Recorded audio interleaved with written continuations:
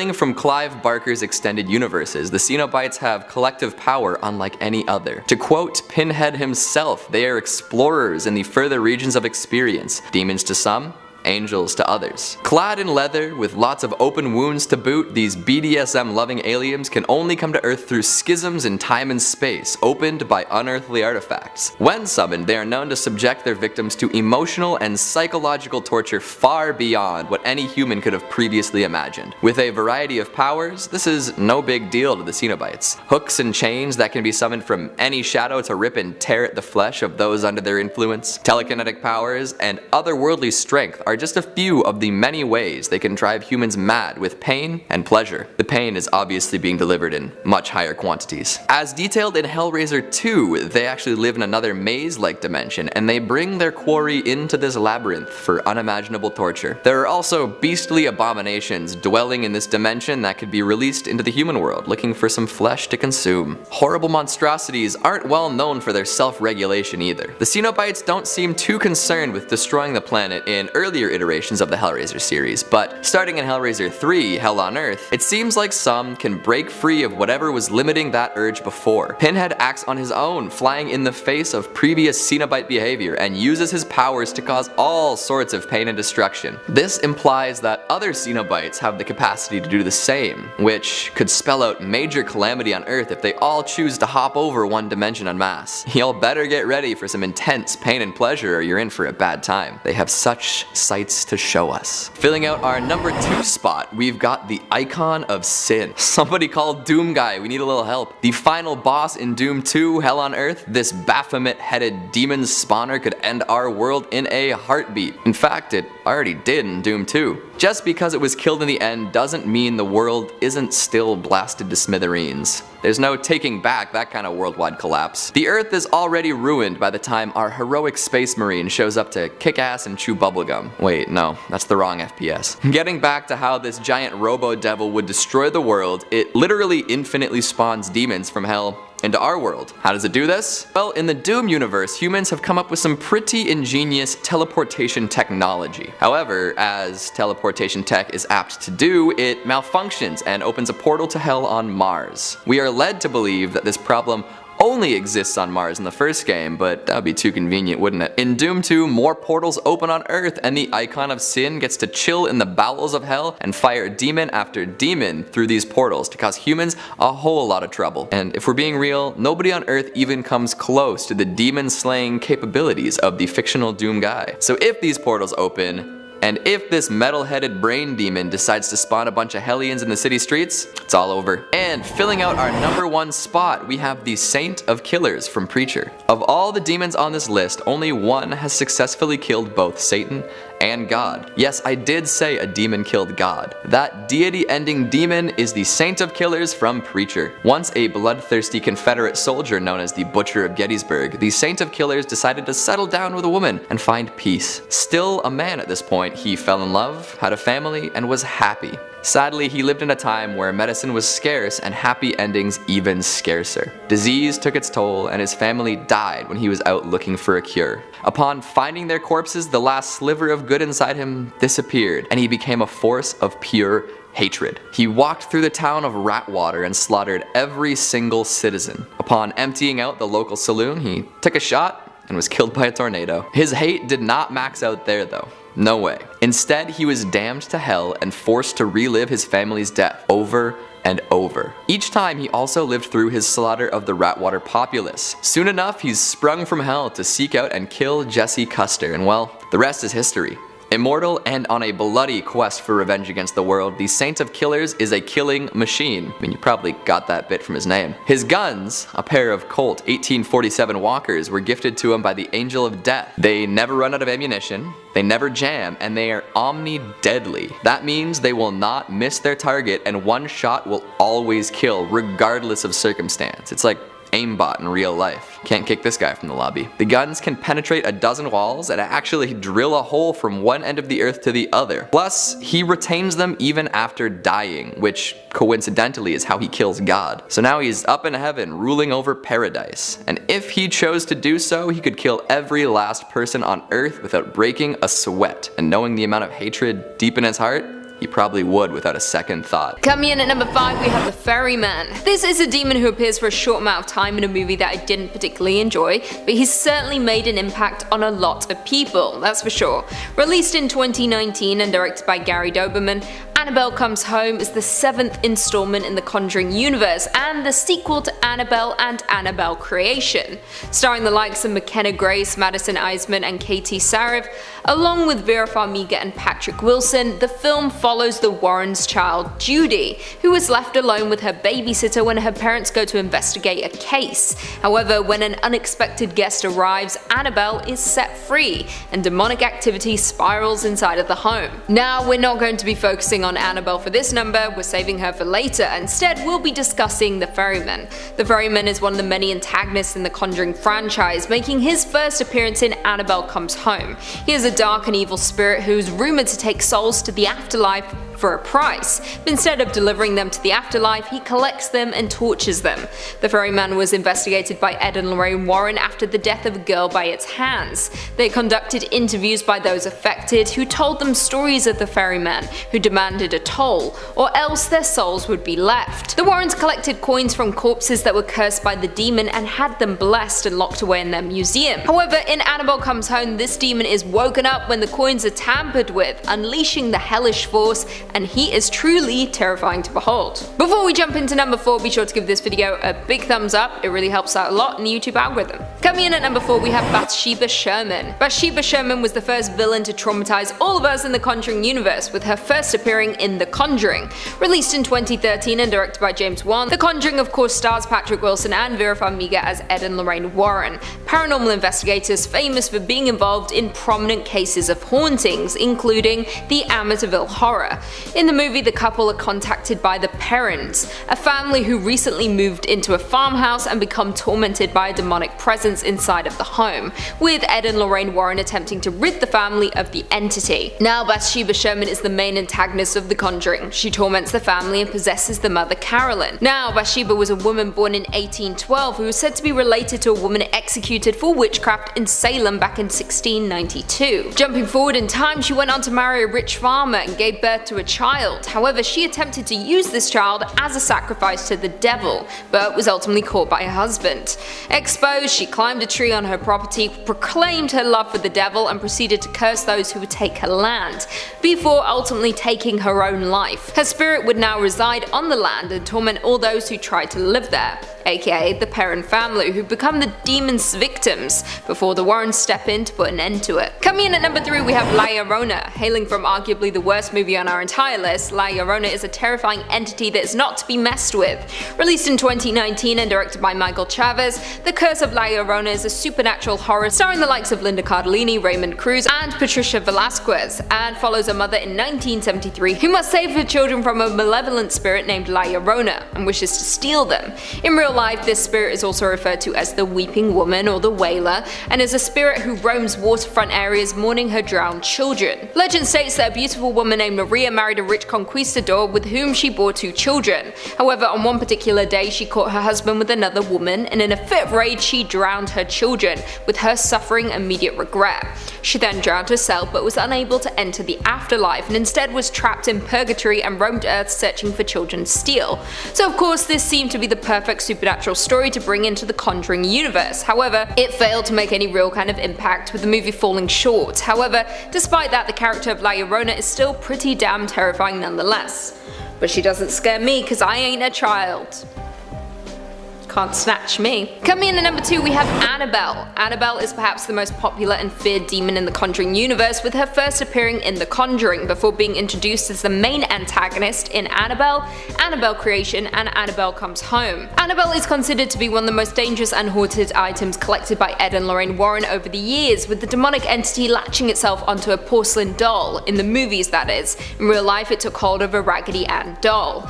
Now, the Annabelle demon is a powerful demonic entity who torments those who are possession of the doll, with her moving around unseen. In The Conjuring, where she first appeared, Annabelle was released by Bathsheba Sherman, who we discussed before, with Bathsheba going to the home of the Warrens as revenge for investigating her home, and releasing Annabelle. However, let's look at the doll's backstory. In the movie, Annabelle, a pregnant woman, is gifted the doll by her husband. Not long after, Annabelle Higgins and her boyfriend, members of a satanic cult, break into the home, turning the doll into a conduit for evil when Annabelle takes her own life.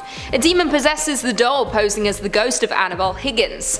We quickly discover how truly powerful Annabelle is when she begins to attract spirits from a nearby graveyard as the Warrens are attempting to transport her to their home. They manage to fashion a case out of glass from a decommissioned church though, and the evil is contained. But for how long? And finally, in at number 1 we have Valak, the nun.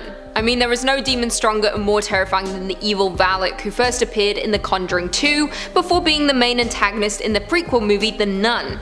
Released in 2018 and directed by Corin Hardy, The Nun follows a Roman Catholic priest and a nun as they uncover a dark secret in 1952 Romania. Of course, we see Bonnie Aarons reprising her role as Valak, the demon nun. As we know, in The Conjuring 2, Valak was the antagonist who tormented Lorraine Warren, showing her horrific visions of her husband's potential death, and fighting off against her at the end of the movie. Now, I won't spoil what happens there for those who haven't seen The Conjuring 2, so we'll primarily just focus on The Nun, the prequel of sorts that was really Now, in the prequel, it is revealed that the monastery was built by a duke centuries prior who became obsessed with black magic and attempted to summon a demonic force. However, before he could, he was killed by fellow members of the Vatican, and the rift was sealed with the blood of Christ. When the monastery gets bombed during World War II, the evil spirit is released and takes on the form of a nun, with the demon being revealed to be Valak, who is now walking freely around the monastery every night, killing people one by one.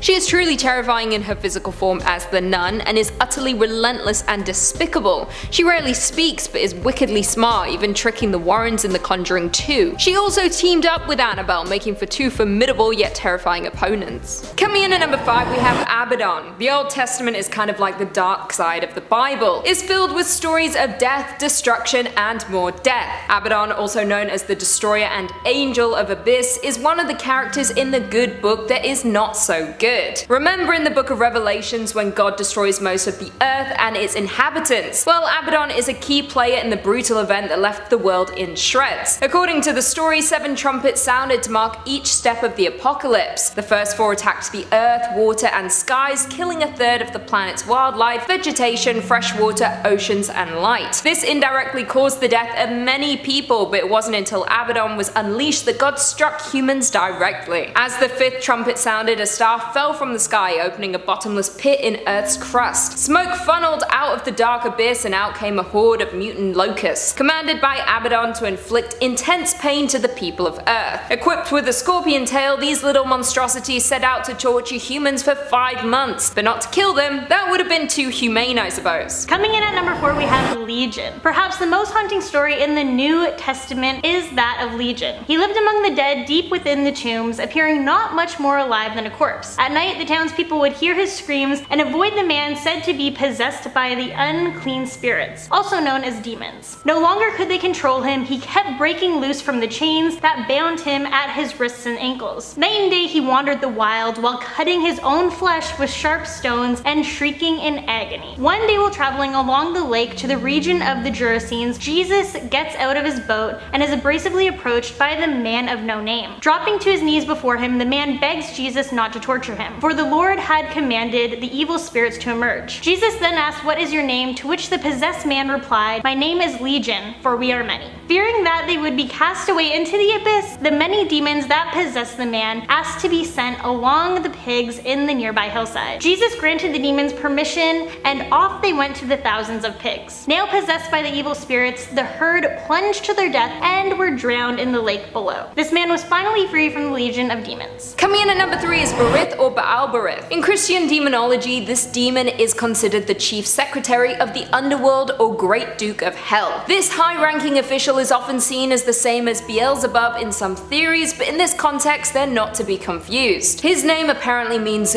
God of the Covenant, so if any demons in hell need paperwork signed, Berith is the guy to get the job done. He's often depicted as a demonic soldier riding a red horse and sporting a golden crown upon his head. In other grimoires, his skin is also red. This demon is known for manipulating and tempting men to commit heinous acts, like blasphemy and murder. Berith is also said to be one of the demons who possessed a nun in the famous Louvier's exorcism case. Coming in at number 2 we have Adramelech, known as the Fire King. The name Adramelech only appears in the Old Testament twice, but his stories pack a mean punch, especially with children. The first time he's mentioned, he's regarded as the son of the Assyrian king. He ends up murdering his father in cold blood while in the temple worshipping his idol. The worst part is that this story is relatively tame compared to the next time we see the name Adramelech. In the Book of Kings, he's mentioned as being a sun god worshipped by the Cenobites, who were sacrificing in his honor by burning them alive, hence the Fire King nickname. Adramelech is often depicted with the torso of a man, the head of a mule, and the tail of a peacock. Okay, so that doesn't sound as scary as you're expecting a demon to be, but there's something unsettling about his looks. However, in other lore, he's considered Satan's stylist, so he must be doing something right. Another nickname he holds is Chancellor of Hell, which kinda reminds me of Supreme Chancellor Palpatine from Star Wars. Interestingly enough, both villains indirectly cause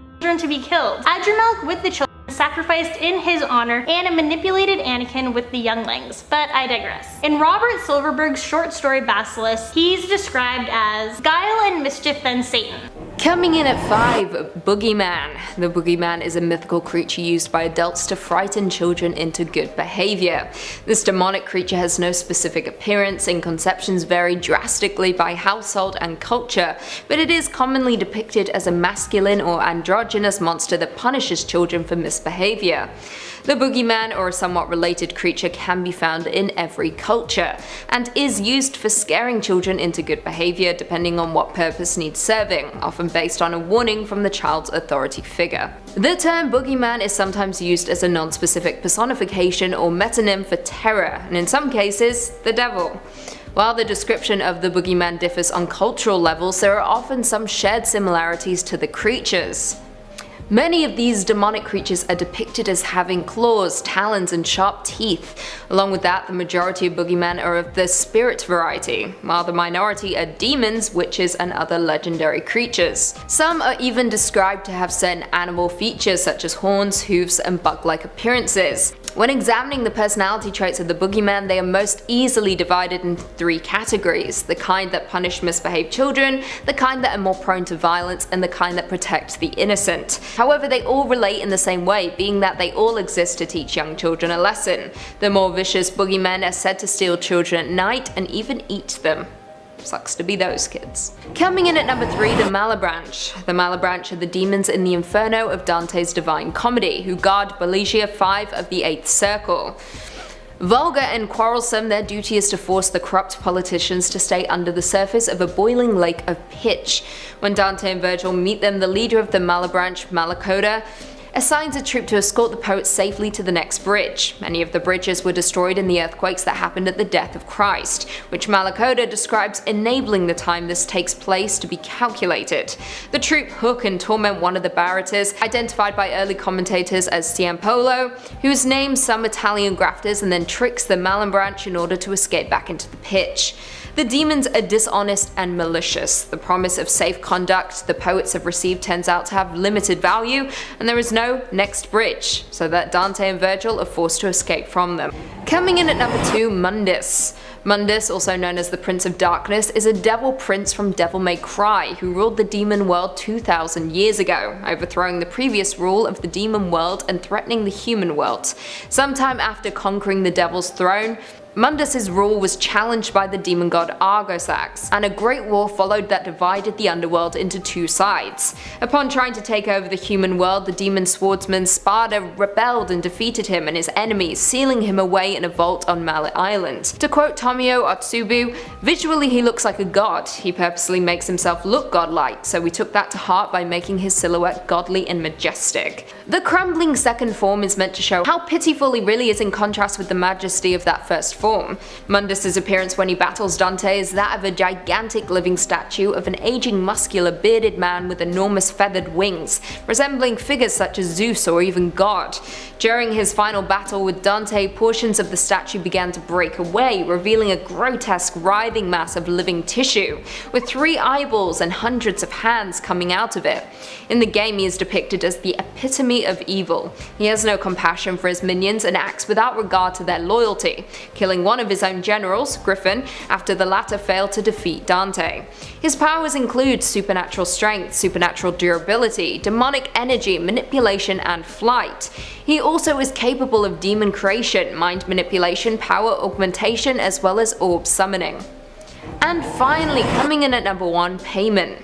King Paimon is a spirit named in the Lesser Key of Solomon and appears as the 9th spirit in the Gosha, the 22nd spirit in the Pseudo-Monarchia Daemonim, and the Dictionary Infernal. The Gosha, Weah, and Duplanty warn that if King Paimon appears alone, a sacrifice must be made to summon Babel and Abalam, 2 kings who serve under him but do not always accompany him. These 3 sources also state that he rules 200 legions of spirits, some of which are of the order of angels and the rest powers. In the Gosha, Weah, Duplanty, and Sloane MS 3824, he is described as a man riding a dromedary camel, preceded by men playing loud music, usually trumpets. Sloane MS 3824 describes the camel as crowned, while the rest describe King Paimon himself as crowned. The Gosha and Weah both describe him as teaching science and answering all questions, specifying that his knowledge includes all arts and secret things such as knowledge regarding the earth, its waters, and the winds. The Gosha and the Weah also claim that he has the ability to bestow dignities and lordships, as well as credit him with granting familiars. In Adramelech, King Paimon's powers include knowledge of past and future events, clearing up doubts, making spirits appear, creating visions, acquiring and dismissing servant spirits, reanimating the dead for several years, flight, remaining underwater indefinitely, and general abilities to make all kinds of things and all sorts of people and armor appear at the behest of his magician. Coming in number 5, we've got Trumpeting Angels. Now, don't get me wrong, I love a good trumpet solo. It's a beautiful instrument with so much room for expression and range. However, these angels aren't likely looking to play some blues scales, nor are they going to run through a sorrowful ballad.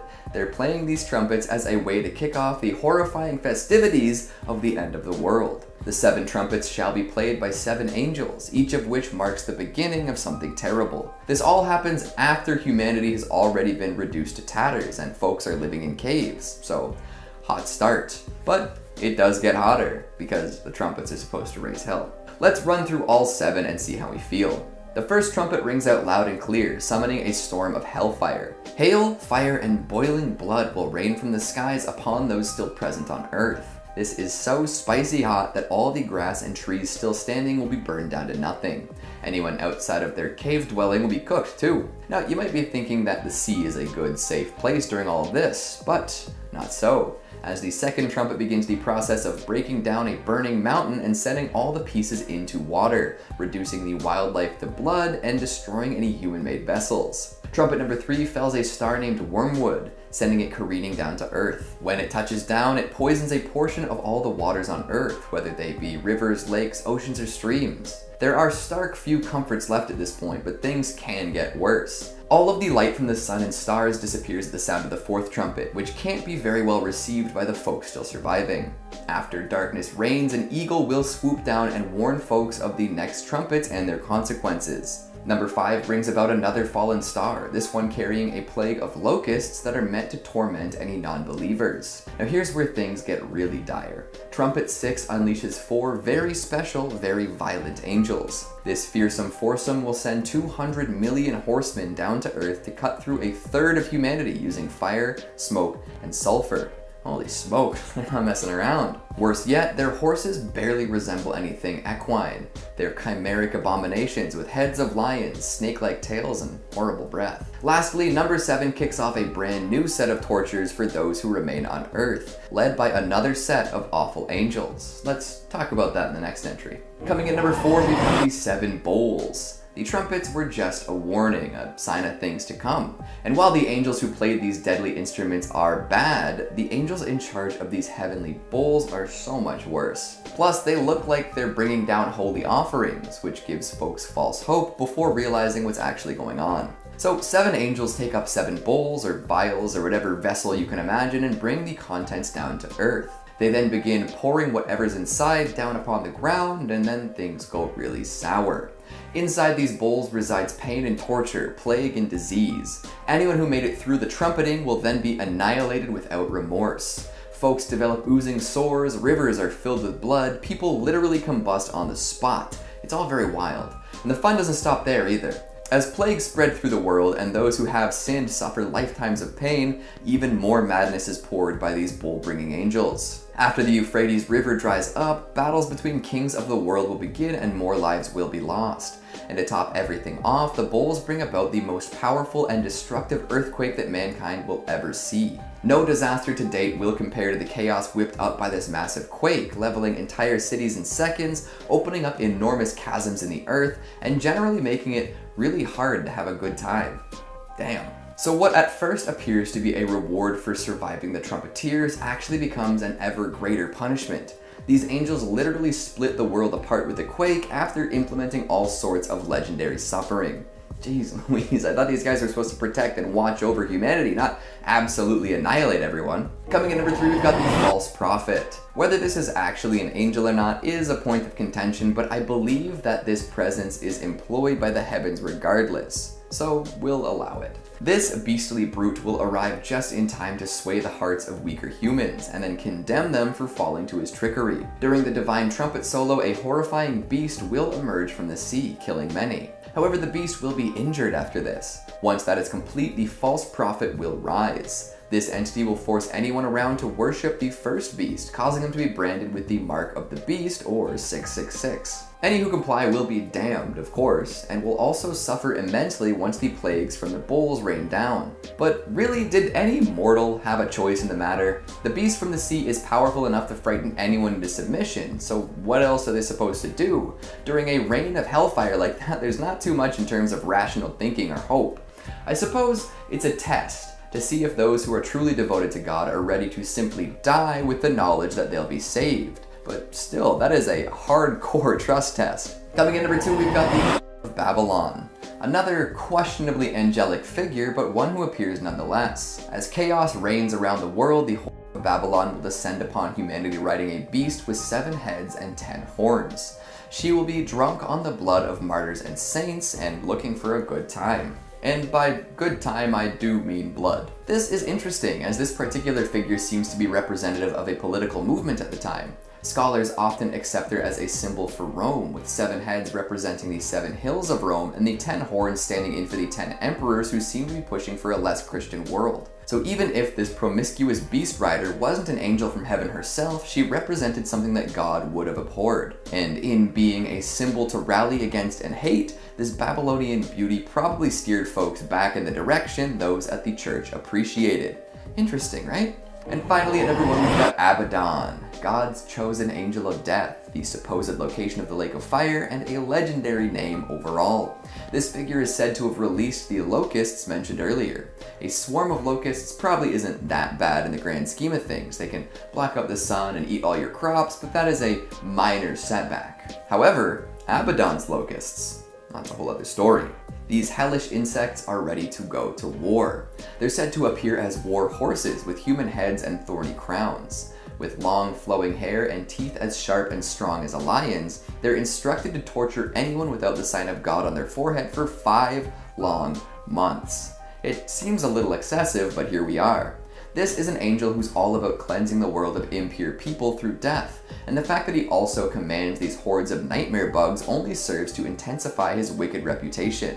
If there's an angel better known for cruelty and unforgivingness, let me know. But for now, we'll let Abaddon top the list. I hear there's a hotel somewhere that shares his name. I wonder what it's like. Coming at number 5, we've got Leviathan. Often associated with adjectives like aquatic and enormous, Leviathan is a word we often hear outside of the context of angels. It's a concept at this point. If something is a Leviathan, it's an enormous sea monster, ready to swallow entire ships whole, prepared to annihilate fleets of submarines, waiting for its chance to appear in a monster movie. But here's the thing, Leviathan isn't just some monstrous figure in the ocean, nor is it simply a huge roller coaster in Vaughn.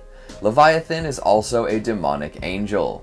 Damn, that's a bad title. Let me tell you some more. The sea monster's reputation is well earned, as Leviathan often appears or is described as an enormous sea monster or a gigantic whale. Oftentimes he will destroy ships and other vessels that dare to cross the open sea. Poor sailors, am I right? A lot of folks do end up mixing him up with Behemoth, but we'll let it be for now. There's another roller coaster joke in there somewhere, but I don't have it in me to make it. Leviathan makes appearances throughout ancient texts, from showing up and being described as a Lovecraftian beast with the mere sight of it being overpowering, to a whale that traps another famous character in its belly for 3 days. That first one also details Leviathan's enormous horrible teeth, and a back covered in shiny shield-like scales. That's not all either. Apparently Leviathan can breathe fire, throws smoke from his nostrils, and has eyes that shine so bright they can blind you. My word, that is an incredible biblical beast. And somehow, some way, he's still considered an angel. What a world we live in, right? Then of course there's the tale of Jonah and the whale, and in this case, Leviathan could very well be that whale. We've seen him described as the enormous underwater individual before, so it fits quite well if you think about it. Overall, this is an angel that nobody wants to encounter, even on a good day. Gigantic, predatory, powerful, and full of folks it ate, Leviathan is crazy. It's for the best that it stays deep underwater, away from everyone else. Coming at number 4, we've got Chalkydri. Now, instead of listing off 5 specific individual angels, we'll bring in a new group for this one, the Chalkydri. Sounds kind of funny, but they're serious business. In some of our earlier angelic videos this year, we discussed the classifications of angels a little bit and found out about all sorts of interesting creatures. Gone was the idea that angels had to be glorious humanoid figures descending from above the clouds to play beautiful tunes upon harps. Angels could be chimeric abominations, too hideous for humans to lay eyes upon. That is just the case with the Chalkydri.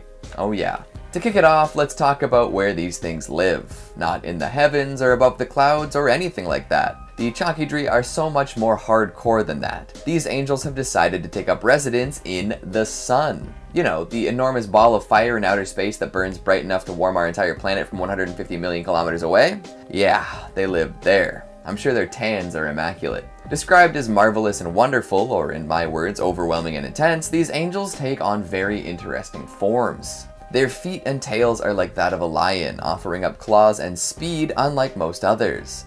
Something, everything the light touches is ours, right, Simba? Well, that's only partially true, because the Chalkydri also have heads like crocodiles, adding in a new measure of deadliness previously unheard of. They're 900 measures in size, whatever that means, and have 12 angelic wings. And for some reason, they seem to be rainbow colored. So a Technicolor lion-crocodile combo with angel wings pops out of the sun from time to time to bring heat, dew, and rays to the folks on Earth.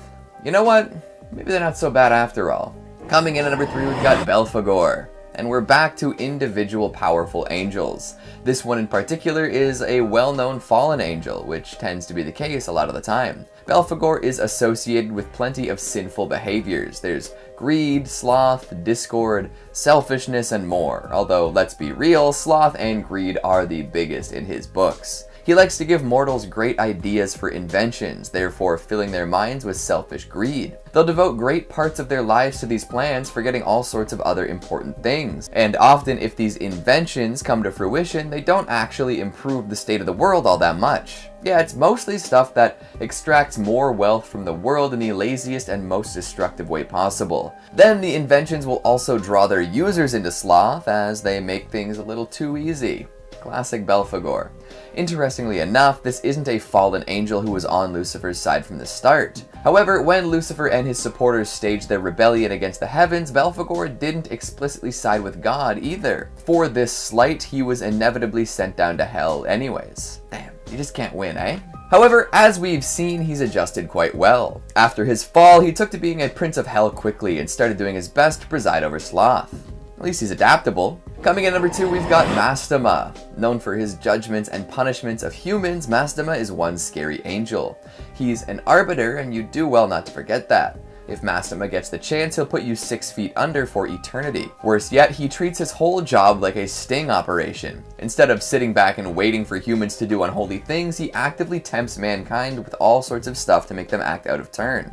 That's tough, huh? Like, you'd think you're living your life and then bam, Mastema tempting you with something lovely but sinful. It just doesn't seem fair, does it? But that is what this angel does, and he does it well. Some say that Mastema and Belial are the same entity, just seen from different angles, Belial being the more demonic and Mastema being more angelic. However, their actions are indeed the same, or mostly similar, from leading some of God's armies against angels, to controlling legions of demons to control and tempt humans on Earth. It's even said that Mastema was involved with the Watchers, who ended up causing that massive flood way back when. You know the story. So now Mastema is known as the tester of humans. Even after all of that chaos and mayhem, he's still trusted to do things in the name of God. And I'm not sure which is worse, damning people in the name of Satan or damning people in the name of God. I'd much rather an angel try to help people be better rather than entrapping them and seeing to it that they're sent to hell. But hey, I don't claim to understand how angels work. And finally, at number 1, we've got Lucifer. If we were to tally up every list that Lucifer topped, what do you think the final count would be? It's probably a lot higher than I'm estimating, to be honest. But hey, it's not like his spot at the top is undeserved, right? Lucifer worked hard to earn the recognition of people around the world. Hell, there's even a popular TV series featuring this fallen angel. If you can think of a more famous or more fearsome angel than this, please let me know. But until then, we're putting Mr. L right at the tippy top, over and over again. You know the story. Lucifer was an angel without peer. Nobody could stop him. He was the ultimate in heavenly hunks. But then one day he let his pride take over. Instead of being happy that he was the creme de la creme of angels, he thought about usurping God himself. Wrong move, yeah? After organizing something like 1/3 of all the angels in heaven for an uprising, they got beat by the remaining heavenly bodies and sent down to the underworld. So much hope, so much pride, so little execution. Since then, Lucifer / Satan / the devil has been watching over hell, doing what he can to bring order to the chaos. Someday he may rise up and take revenge upon those who smote him. Until then, though, he's responsible for a whole lot of human folly. Goodness gracious. Coming in at number 5, we've got the Angel of Death. We'll start off with a no-brainer. If you summon the Angel of Death, you're probably gonna witness some death. Or quite possibly, participate in some death. Whether it's your death or the death of someone close to you or the death of literally everyone around you for miles, there's gonna be some death. Death, death, death. That's what happens when you summon the Angel of Death. Get used to it. By the way, does death sound weird to you now? Sounds weird to me. One particularly egregious example of this large-scale killing comes from the story of Passover. In the Hebrew Bible, there's a tale of a pharaoh who refuses to release his Israelite slaves. God brought about a bunch of plagues to convince him to finally set them free, but to no avail. So instead, the Angel of Death was sent to kill the firstborn sons of Egyptians across the land. If the Israelites smeared the blood of a slaughtered lamb on their front door, the angel would pass them over instead of killing one of their sons. This resulted in quite the catastrophe for the Egyptians though. And that wasn't the worst of it either. Killing all of the firstborn sons of an entire empire wasn't enough for the Angel of Death. No sir. Apparently, while protecting Jerusalem from an invading army, this angel wiped out over 180,000 men in one night.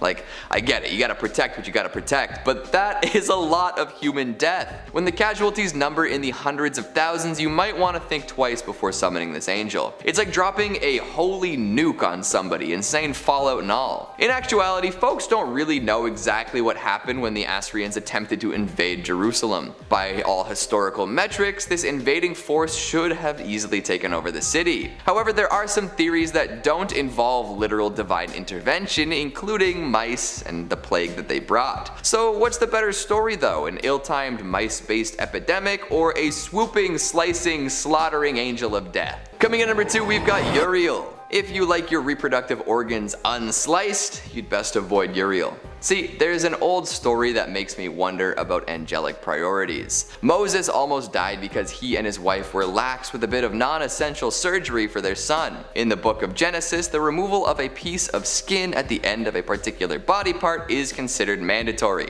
It guarantees that covenant between you and God. So when Moses and his wife Zipporah hadn't gotten around to slicing and dicing their son's parts, God sent Uriel to exact swift revenge. According to the story, he was moments away from dropping Moses on the spot, but Zipporah swept in with a particularly sharp rock and did the deed. Casting the bloody bits of their son upon Moses' feet, Uriel accepted this and refrained from ending the man's life. So if you're not careful, you could anger the Lord for something seemingly insignificant and he might send Uriel after you. And if we're being honest, that's not a way anyone wants to go. So when you sign up to be a part of something like that, maybe check the rules and regulations extra close, lest you get put in the ground for not having your tonsils removed or something. And finally at number 1, we've got Jophiel. Widely known as the Archangel of Beauty, you would think that this angel would be cool to summon.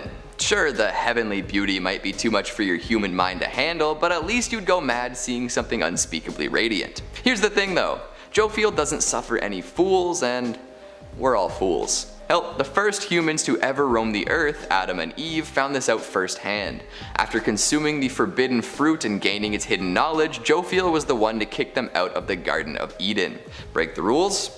Get booted. I don't know if that can be considered tough love, it's probably just tough. So summoning Jophiel probably means that you've recently done something that goes against God's will, and for most folks that is not something they're super enthusiastic about doing. Plus, Jophiel is said to wield an enormous flaming sword, and as bad as that is, you probably don't ever want to be on the receiving end of it. Coming in at number 5, we've got the Angels of Paradiso. Like I said, not all the angels out there are intrinsically linked to major religions. Some are inspired by said worship, but can take on totally new and unimaginably freaky forms when inserted into certain narratives. Enter Bayonetta, ancient gun-toting, hair-wielding witch with a hate-on for these divine beings. In the combo-fueled games, players take control of what Sarah Palin wishes she was in order to punch, kick, whip, and torture the ever-living crap out of these radiant figures. It ends up being a little deeper than that, of course, but I'll leave that to Top 10 Gaming or something. I specifically want to talk about how terrifying the angels in this game are. Taking inspiration from all sorts of pre-existing angels, although the Judeo-Christian is extra strong, these gold and marble-skinned freaks of fancy are down to annihilate anything that gets in their way. The angels are divided into 4 spheres of influence, each increasing in power. Even the lowly members of the 3rd sphere are terribly powerful and look the part too. Bayonetta can handle them no problem, but imagine facing down one of these monstrosities on your own. Inhuman in form, but often adorning porcelain human-shaped masks, these things are the embodiment of uncanny valley nastiness. And as the games progress, these holy abominations get freakier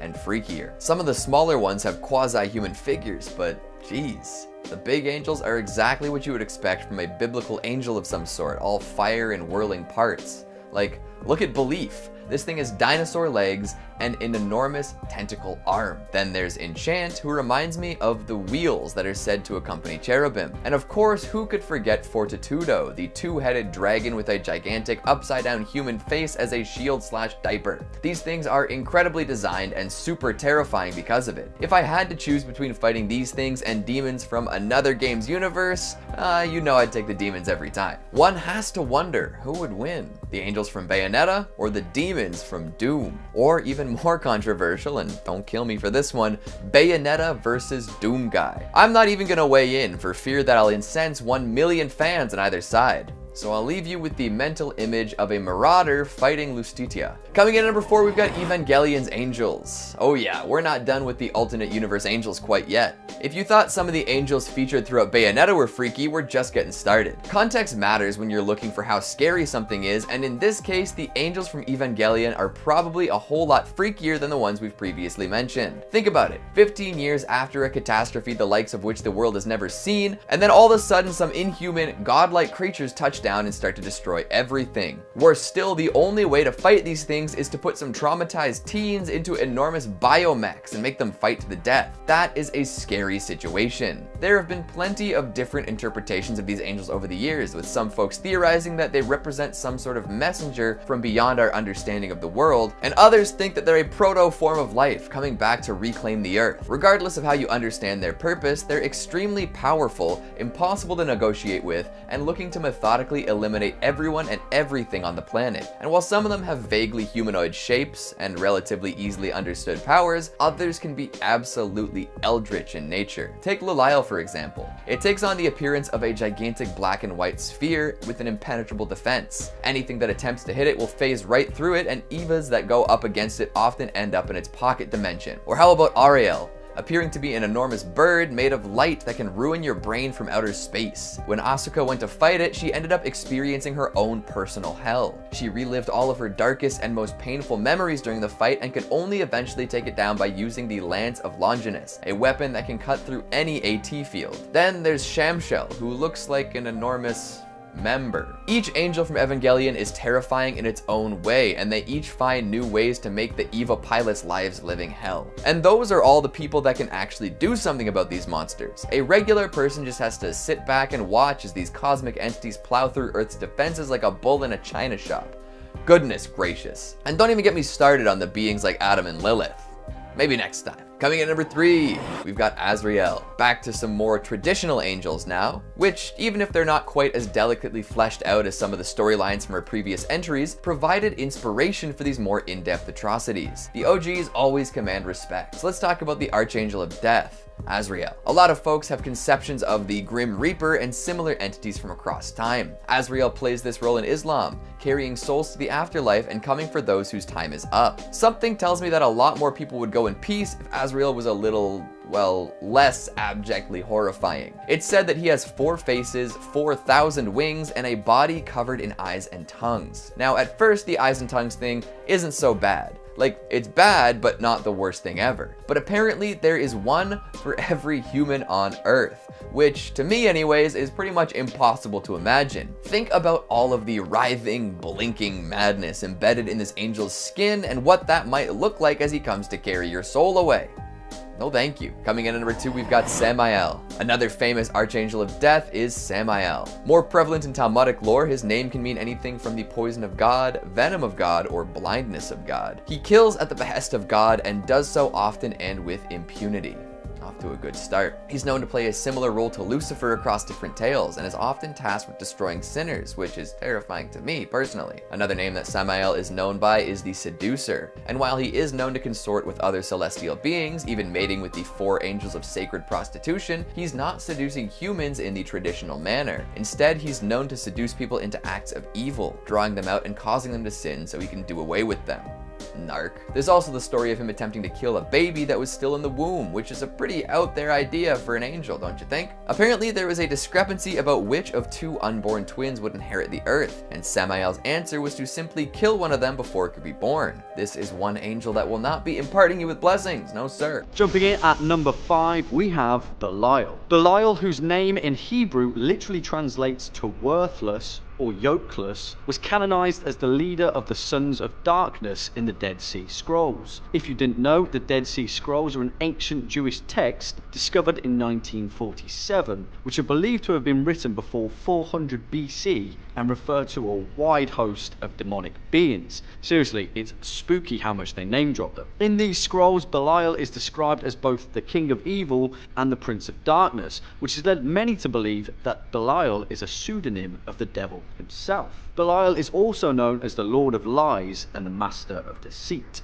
Many texts refer to Belial as a devious figure who utilizes fornication, wealth, and pollution of the sanctuary to get exactly what he wants. However, in the Satanic Bible, Belial's name is suggested to translate as without a master and symbolizes independence, self-sufficiency, and personal accomplishment. It begs the question, whose side is Belial really on? Coming up at number 4, we have Surgat. In Latin, Surgat literally translates to rise and is the physical manifestation of rebellion and opposition. His angelic opposite is Aquiel. To be honest, Surgat is a minor demon and is pretty weak sauce compared to some of the guys on this list. But the thing that makes him pretty terrifying is his brush with a particular pope. Written between 1150 and 1227, the Grimoire of Honorius was written by Pope Honorius III with the intention of being specifically used by a priest. Pope Honorius was obsessed with the thought of Satan invading the mortal realm, and so began preparing the Catholic Church for a war.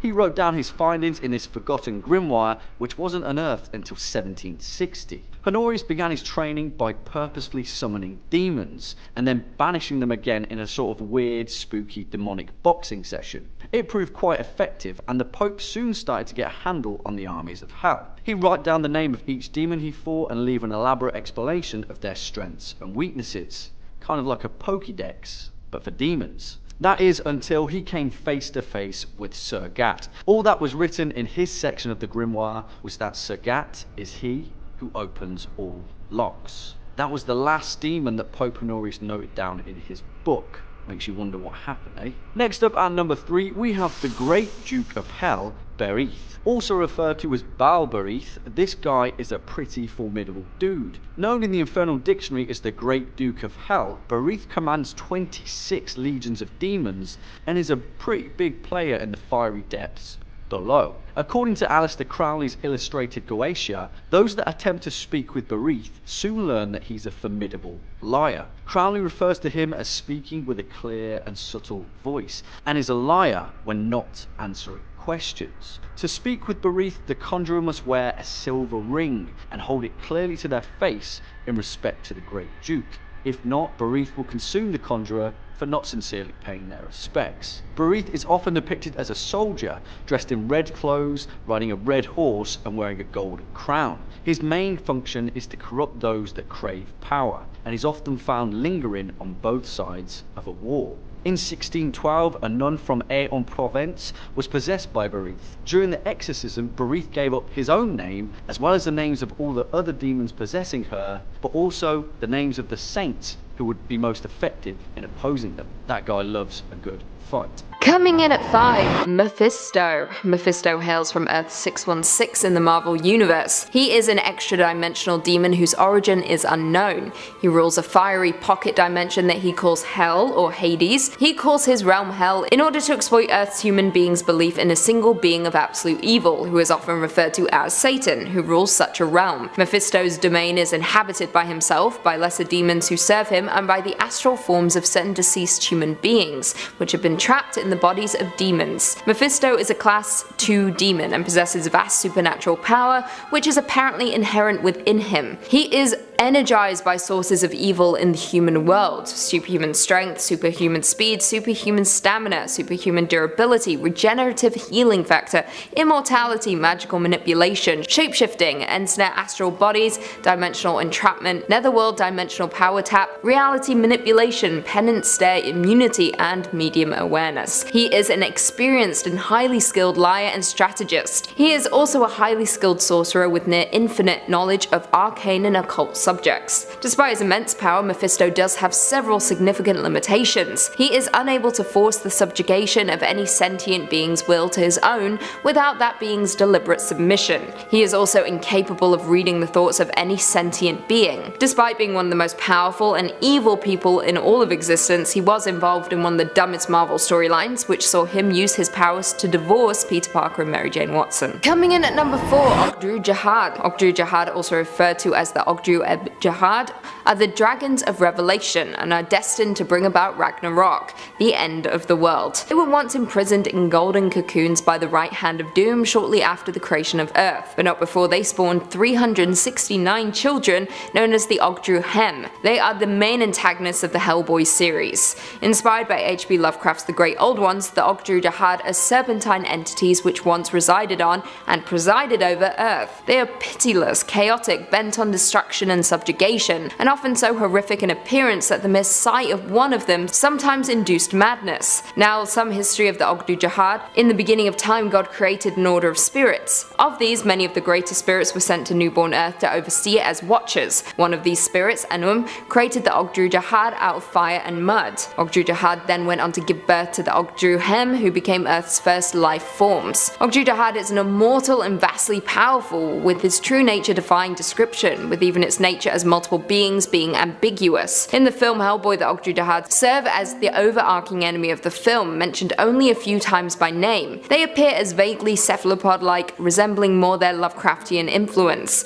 They are encased in their crystal shells somewhere in outer space. Coming in at number 3, Mal'Ganis. Mal'Ganis was one of the Nathrazim sent by Archimonde as a jailer of the Lich King in World of Warcraft. He was chosen to head up the plot to turn Prince Arthur's Menethil to darkness and make him the Lich King's greatest champion. Later he led the Scarlet Onslaught under the guise of Barian Westwind. During the breaking of Ner'zhul at the Kil'jaeden's command, a group of dreadlords including Mal'Ganis tortured the orc shaman Ner'zhul after he had escaped from Draenor to the Twisting Nether. However, with his sanity cracking, Mal'Ganis would eventually agree to to serve Kil'jaeden. Now, Mal'Ganis is the final boss in the Starthrone of the Past, the fourth wing of the Caverns of Time that opened with the release of World of Warcraft, Wrath of the Lich King. In the Warcraft 3 scenario, the culling, Mal'Ganis would always resurrect after a certain period and return to continue his corruption of the city. Mal'Ganis is one of the many demons summoned by Gul'dan in front of the tomb of Sargeras to attack the force of Azeroth in the climactic, disastrous battle at the Broken Shore. He has not appeared since, and his location is unknown. In at 2, the God Hand. The God Hand from the manga Berserk is a quantum verite of demon sovereigns who act as executors of the idea of evil's will by virtue of their desires being intrinsic to the entity. As the most powerful of demon kind, they reign over apostles as their masters. They are also responsible for granting normal bearers their reincarnated status of being in exchange for a sacrifice. They have also orchestrated large events that affected the course of humanity, as well as the state of the macrocosm. Now, it is worth noting that each member of the God Hand was once human and is a previous owner of the Crimson Beherit, which distinguished them as individuals destined to be reborn as the demon sovereigns they currently serve as. The God Hand is composed of the most powerful 5 of demon kind, so dominant that even the strongest of apostles are unquestionably subservient to them. They each possess specific reality-altering abilities, including spatial, physical, and metaphysical manipulation. Having molded their forms out of huge swells of collective human negativity, the God Hand exists in essence anywhere large concentrations of human thought swirl. Though extremely powerful within the profound layer of the astral world, their powers are drastically lessened on occasions when they choose to manifest rudimentary bodies in the physical world. Coming in number 4, we've got Furfur. Don't be fooled by the somewhat silly name on this one. Furfur is to be feared. A great Earl of Hell, he commands 29 legions of demons that can compel all sorts of atrocities to happen. Take in that his name could be a corruption of the Latin word furcifer, which means scoundrel. We love a good scoundrel around here, but be aware that when dealing with one face to face, he will almost always come away as the loser. He's been depicted as all sorts of different things, from an angel to a fox to a winged hart, which is essentially an older species of deer, plus wings of course. In those forms,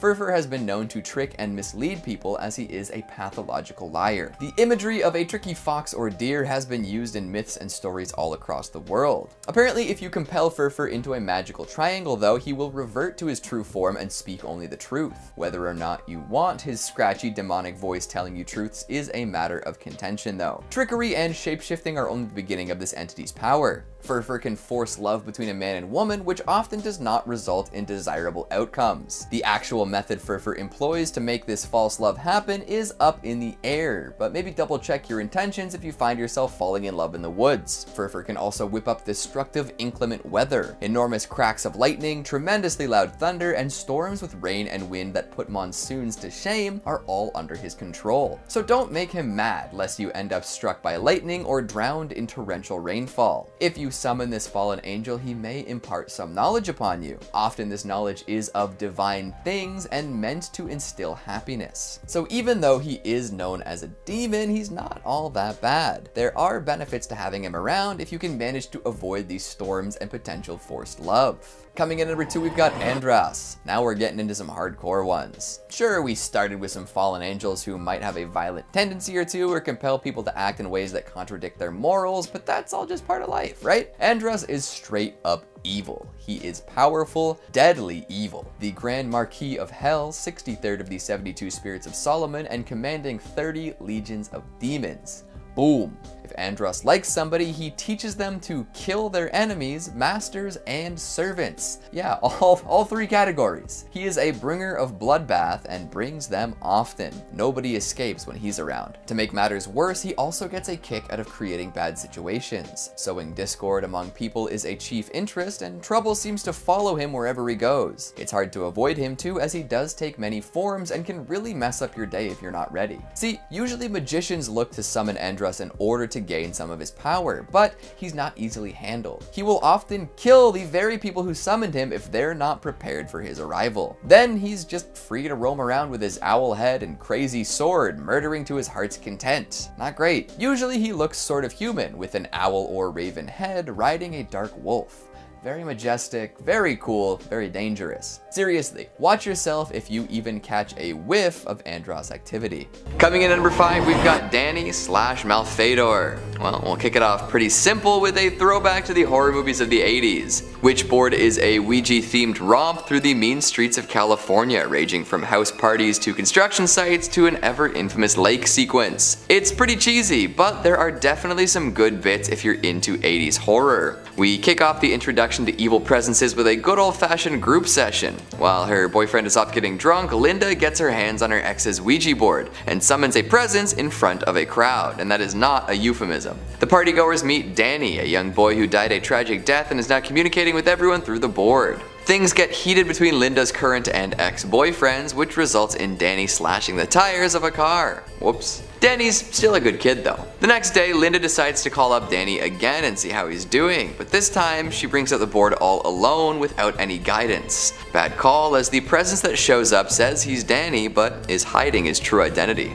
Always a bad sign. The presence helps Linda find her engagement ring and never gets dismissed. This means it can stick around and do what it wants, wherever it wants, whenever it wants. And what it wants is to kill any and everyone who might get in its way. See, this presence that claimed to be Danny on the second day was actually that of Carlos Malfador, an evil spirit. The man was an axe murderer in life, gunned down by police while trying to escape capture. As it turns out, he lived in Linda's house way back before she moved in. He'd been waiting for an opportunity to possess someone for ages, and this was the perfect time. Using progressive entrapment, he slowly but surely works towards being able to take over Linda and enter back into the living world. This results in plenty of death and destruction along the way, including almost getting her boyfriend arrested for the murders. So while you're using a Ouija board, do some research about where you're using it. If a bunch of nasty stuff occurred at your location, don't do it. Also keep an eye out for demons pretending to be other people. That one's a little harder to make sure of though. Coming in at number 4, we've got Kelly. This name doesn't sound so bad, but if you like your head to remain upon your shoulders, avoid it at all costs. Seriously though, this demon is sending out all of the warning signals possible, so if you end up dead, it really is your fault. She first showed up when a young lad was trying out Ouija with his older brother and cousin. They set up the board, got things ready to rock, and began to ask questions. With the lights out and candles lit, things were about to get spooky.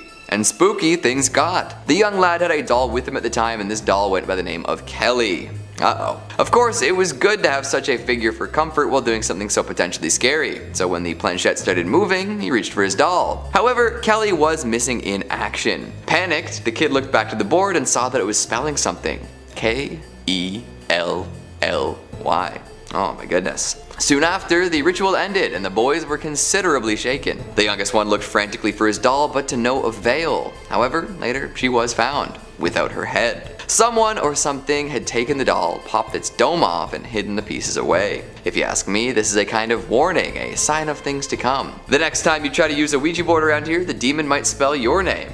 And then your head might go missing. Not the kind of injury that's easy to recover from, yeah? Coming in at number 3, we've got Doris. Back to some movie magic for a moment, Doris is the exceptionally upsetting demon featured in Blumhouse's Ouija series. She turned out to be the main villain in the first one, and then the prequel explores her tragic backstory. Demons with sad stories are always the worst, eh? You want to sympathize with them, but then they're out here trying to kill everyone and singing sad songs. It's a whole mess. Doris had her mouth sewed shut by her mother to prevent evil spirits and voices from taking over, and eventually passed on, becoming one of these presences summoned by the board. Once she became a demon, Doris possessed many people. Anyone foolish enough to summon her using a board would be taken over and killed in horrific ways. Doris will make people hang from Christmas lights by their own doing, or put their heads through porcelain sinks. That's gotta hurt, and there's no coming back from that kind of head trauma. There's some swimming pool antics, some stitch-mouthed ghost antics, the whole 9 yards. Even though Doris was just a girl, as a demon she has a whole lot of anger and terror to express. And what better way to express your demonic urges than through a killing spree? Sounds like fun. So if you'd like to keep your bathroom pristine and your head unmunched, stay away from that Ouija board. Coming in at number 2, we've got Shush. This one comes from another supposedly true tale where average folks messed with a board and paid the price. Everyone knows how embarrassing it can be to be shushed, especially by a stranger. So what about a paranormal stranger? One with the potential to shut you up for good? It doesn't sound like a whole lot of fun if I'm being totally honest, but that's exactly what happened here. Two friends decided to take a swing at some Ouija board antics and plopped one down on their table. They tried for a little while to contact any sort of presence, but came up short. After asking a few more questions, they returned to the top, asking questions like, "Is there anyone here that would like to communicate with us?" This apparently was the last straw, as the planchette immediately moved to no. Thinking this was their chance to finally talk with someone from the other side, they pushed further, asking more questions. But the presence did not appreciate this and used the planchette to spell out S-H-U-S-H. Shush. Holy moly, it just wanted some peace and quiet. After this, the room felt considerably colder and the pals didn't want to see what would happen if they didn't follow the presence's instructions. Something tells me it wouldn't have been pleasant. I could see a demon stealing someone's voice or permanently sealing their mouth for not being quiet when told. So who wants to play the quiet game? I'll start.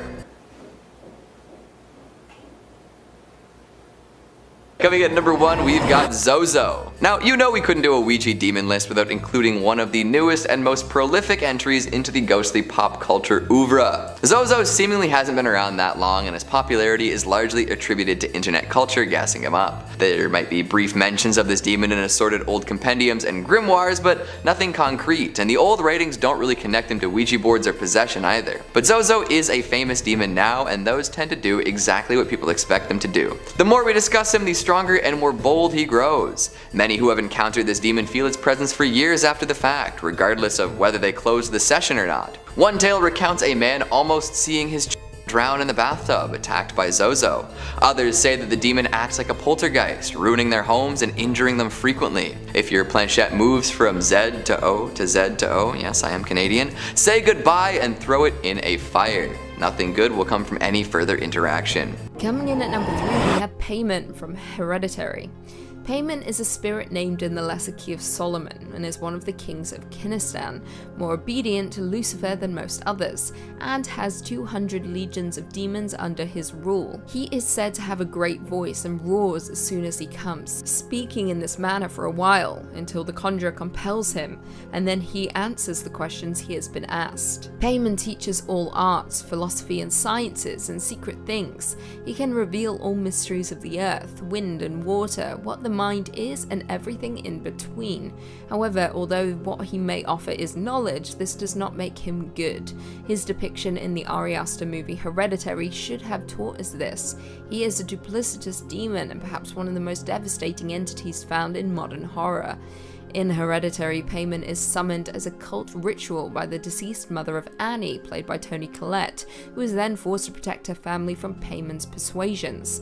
The evil demon first targets the daughter Charlie before going after the son Peter, and of course Paimon invades the body. He commits unspeakable horrors that horror cinema hasn't been blessed with in a very, very long time. Kicking off our list today strong with an archangel, we are going to start with Salathiel. This angel is usually one of the less scary looking celestials, often depicted as a calm and serene person in prayer. Often Salathiel is pictured holding incense. He's often associated with prayer, as it is his specialty. So far so good. In fact, a lot of people would probably want to summon a relatively positive presence like this. However, it's not all sunshine and rainbows. In addition to being the angel of prayer in Orthodox traditions, he's also called upon to help with other things. He is said to help people interpret dreams, which doesn't seem too bad at first until you realize what people often dream about. We are horrifying little monsters at the end of the day, so figuring out what our dreams actually mean holds a lot of potential for terror. He's also able to help people break addictions and tends to protect children, so we'll give him a pass for now. However, there are a couple things that will make you want to keep this angel at arm's length as often as possible. First, Salathiel presides over exorcisms. Getting rid of demons is all well and good, but think about all the exorcisms we've seen over the years. These are not calm and peaceful procedures, they are terrifying, torturous affairs filled with screaming and profanity and blood and bile. Like, we've done videos on this channel before featuring terrible exorcisms, so we know the depths of depravity they can reach. Most of the time, it would probably be better for all involved just to leave the demons in there and just hold them in. You're a vessel for demons now. So summoning Salathiel could put you and those close to you through one hell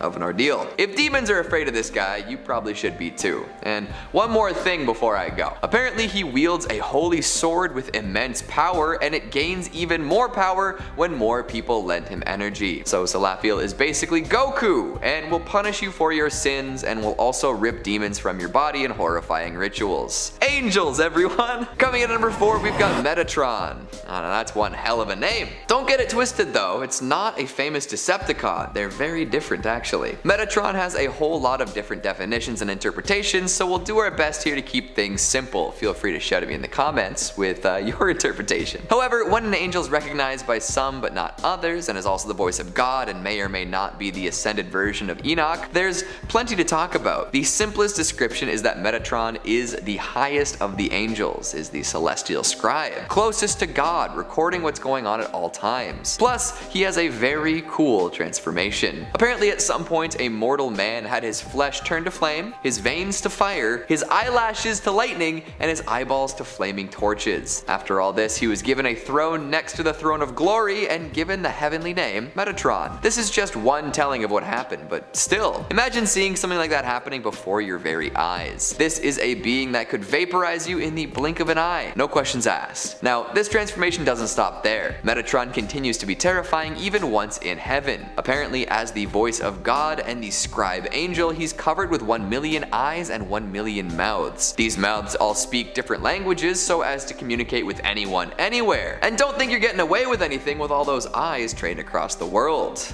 Legendary. He's also said to be the largest angel with an enormous body rocking 36 wings, 3 representing the Holy Triumvirate, the Father, Son, and Holy Ghost, and then multiplied by the 12 tribes of God's chosen people. All in all, this is an incredibly powerful, high-ranking, and complex angel. So if you're gonna summon him, you'd better have a mighty good reason, and if not, you could find yourself in a whole world of trouble. If Metatron's transformation involved fire and lightning in order to ascend, what do you think he's gonna punish you with? I personally don't want to find out. Coming in at number 3, we've got Lila. Now here's something truly scary, the angel of childbirth. I don't know about you, but babies are scary. Just deciding one day that you'd like to play God and bring a tiny human into this cruel world, watching as it grows inside of another human and then eventually flies out like a chest burster from Alien, blood, viscera, and all. Boy, an angel presides over that. Maybe don't summon that. She also feuds with Lilith, who tends to prefer destruction over creation, so if you're bringing Lila to the party, you're also gonna end up running into Lilith too. Whenever conception occurs, it's said that Lila speaks to God about the fate of the soon-to-be child. God then chooses the strength, appearance, and destiny of said individual, and Lila plants this seed into a mother's womb. It's awfully deterministic, don't you think? That the moment you're conceived, everything's already just laid out, and we left it up to an angel and God with no input, no choice? It's a little much. However, there is an interpretation that changes this a bit. Some say that Lila plucks a soul from the Garden of Eden and makes it enter an embryo. There, she shows the soul all of the potential it has in life and all of the possible rewards and punishments it may endure. After this terrifying lesson/indoctrination, she strikes it upon the lip, forming the philtrum and erasing all of its memories of these ideas. From there, it's essentially a blank slate with the ability to become righteous or wicked. But why get rid of the knowledge you already gave it? Why can't everyone be righteous? It just seems like babies are set upon a very tough path with not enough to work with. So come on, Lila, cut them some slack. Coming in at number 2, we've got Ramiel. There are 2 versions of Ramiel we can look to, the Fallen Watcher and the Angel of Hope. Of course, the spookier edition has to be the Watcher, but we will briefly touch on each. As the Archangel of Hope, Ramiel is in charge of bringing folks divine visions and carrying the faithful up to heaven. Like always, I'll be doing a less than generous reading of these tasks. A lot of serial killers claim to have seen divine visions, and they're meant to cleanse the world of sin. Maybe we'll leave that to actual angels and don't let mortals with knives and guns get god complexes. And carrying the faithful up to heaven, like the actual rapture, sounds horrifying to me. Maybe that's just me, you know, the host of the scary YouTube channel and regular blasphemer, but you know, you do what you can. Now, if we want to talk about Ramiel the Watcher, there's also some spooky stuff going on. You might have noticed, we talk about these fallen angels quite often. Ramiel is the 6th of 20 leaders and brought his legions down to earth to take wives, mate with human women, and teach forbidden knowledge. He's also referred to as the Thunder of God, which is particularly terrifying and elicits images of wrath, fire, destruction, and earth-shattering noise. So tell me, do any of these visions of Ramiel sound like something you'd want summoned before you? Probably not. And if that doesn't convince you, just think about the Ramiel that shows up in Evangelion. Oh boy. And finally at number 1 we've got Gadriel.